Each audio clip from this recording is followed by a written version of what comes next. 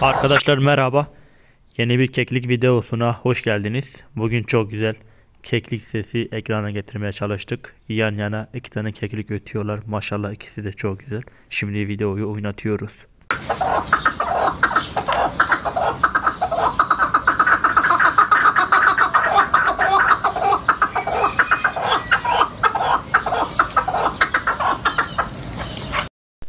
Sıradaki keklik sesi gelsin.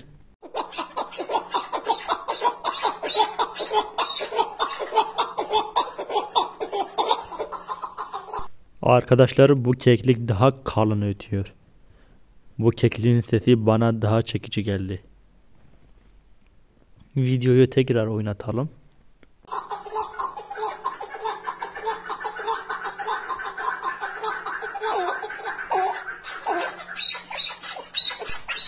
Bu tarz keklik videolar için kanala abone olmayı ihmal etmeyelim lütfen.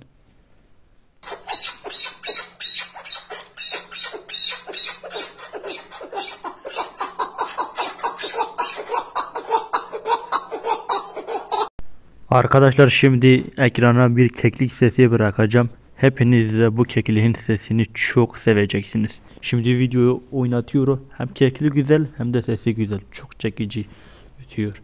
Hem kalın hem ince hem seri. Rahvan ötüyor.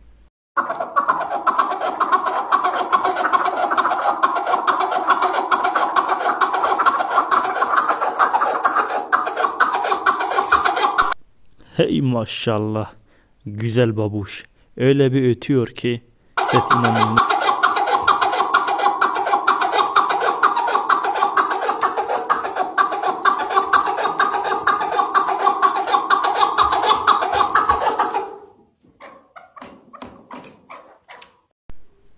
Evet arkadaşlar, videomuz buraya kadardı. Kanala abone olmayı ihmal etmeyelim lütfen. Destek amaçlı kanala abone olun ve videoya beğeni atın. Videoyu paylaşın. Destekleriniz için teşekkürler. Kendinize dikkat edin. Ve bir sonraki videoda görüşmek üzere.